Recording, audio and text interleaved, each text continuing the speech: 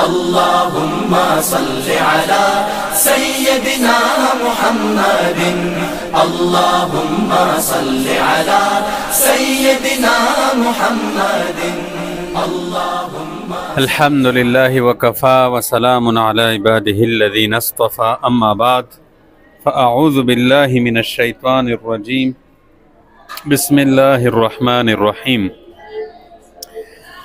آج ہم 3 حدیثیں پڑھیں گے۔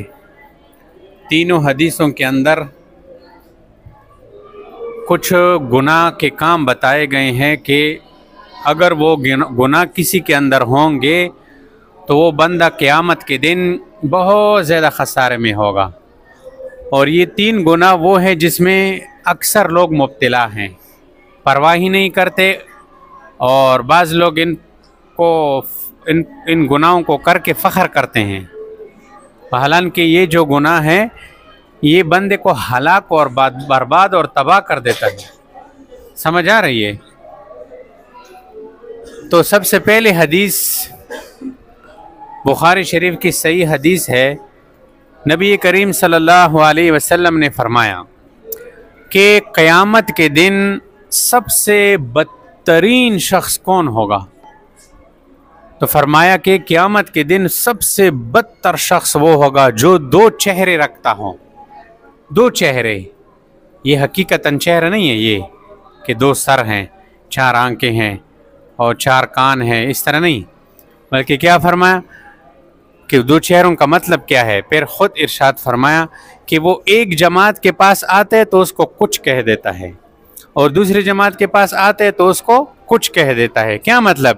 یعنی فتنے، جھگڑے، لڑائی کی خاطر ایک کی بات دوسرے کو پہنچاتا ہے۔ سمجھ آ گئی ابھی؟ تو یہ بہت بدترین گناہ ہے، بہت سخت گناہ ہے، یہ بہت پلیت لوگوں کا کام ہے جو یہ کام کرتے ہیں۔ یہ معاشرے کے اندر ایسے لوگ ہیں یا نہیں ہیں کہ جو لوگوں کو لڑاتے ہیں؟ ایک کے پاس گیا تو ان کو کچھ بتا دیا، پھر دوسری جماعت کے پاس آیا تو ان کو کچھ بتا دیا، تو اس کو کہتے ہیں 2 چہروں والا بندہ۔ یہ قیامت میں بدترین حال میں ہوگا۔ پتہ ہے قیامت کے دن بدترین حالت کیسی ہوگی؟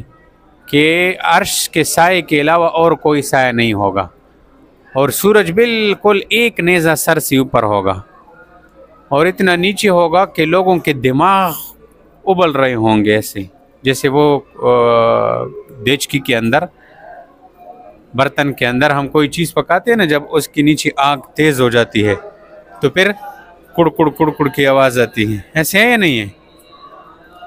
اس طرح اس قیامت کے دن بعض لوگوں کے ایسی بدتر حالت ہوگی، اور اتنا سخت پیاس لگا ہوگا نا، اتنا سخت پیاس، ہو آج ہم جون جولائی کے مہینے میں کی گرمی برداشت نہیں کرتے، تو قیامت کی گرمی کا کیا حال ہوگا؟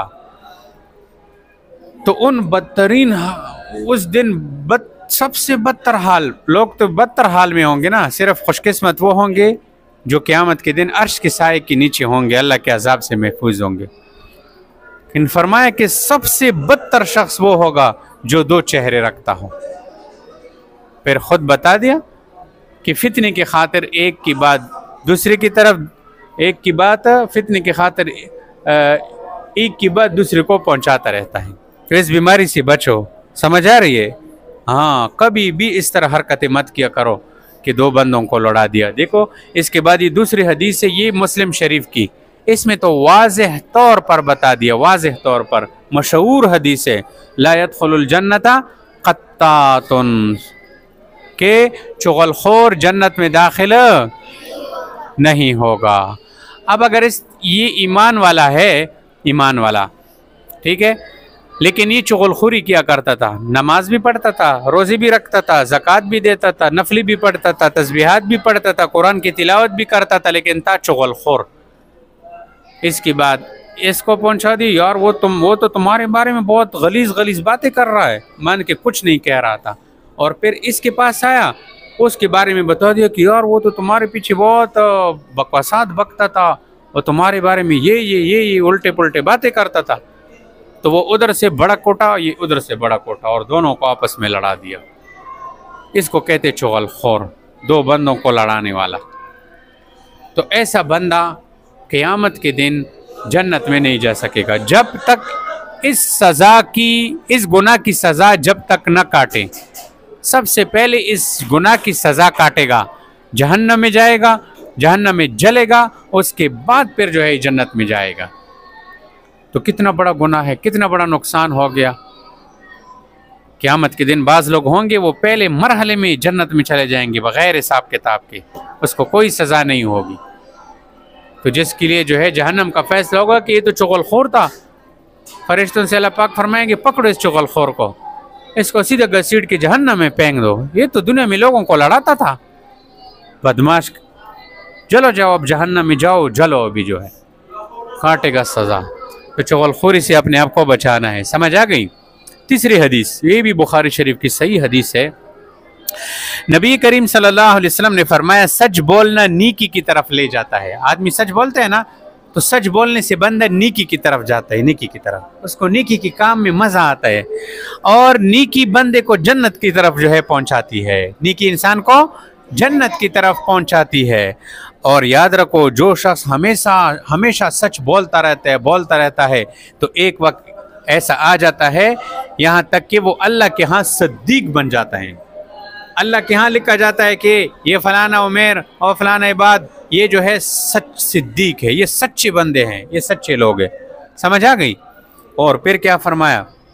اور جھوٹ بولنا فسق اور فجور، یعنی جھوٹ بولنا آدمی کو گناہ کی طرف لے جاتا ہے، یعنی گناہوں پر جو ہے وہ برانگیختہ کرتا ہے. اور گناہگار آدمی فسق و فجور، یہ جو گناہیں ہیں نا گناہیں، یہ پھر اس بندے کو دوزخ میں لے جاتا ہے. اور پھر فرمایا کہ یاد رکھو جو شخص ہمیشہ جھوٹ بولتا ہے تو اللہ کے ہاں بھی یہ جھوٹا لکھا جاتا ہے کہ یہ فلانا جھوٹا ہے، اس کو لکھو فلاں یہ جھوٹا ہے، بس اللہ کے نزدیک بھی وہ جھوٹا لکھ دیا جاتا ہے.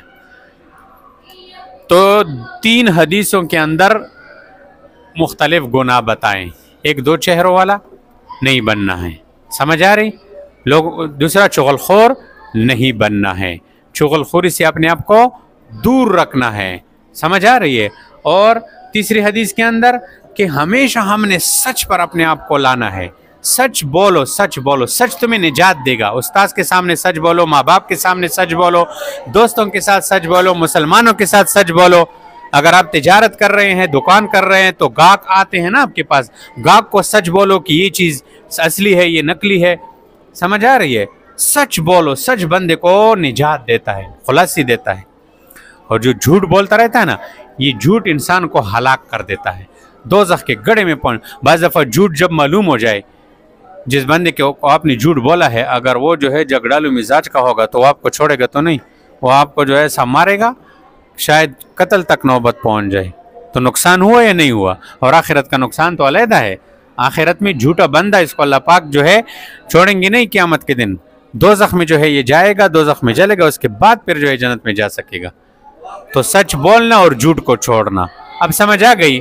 بس اللہ تبارک و تعالی ہم کو عمل کرنے کی توفیق عطا فرمائے. میں اس زمانے کا منتظر ہوں، زمانہ جب بے مثال ہوگا، ہر ایک مسجد مدینہ ہوگی، ہر ایک مؤذن بلال ہوگا.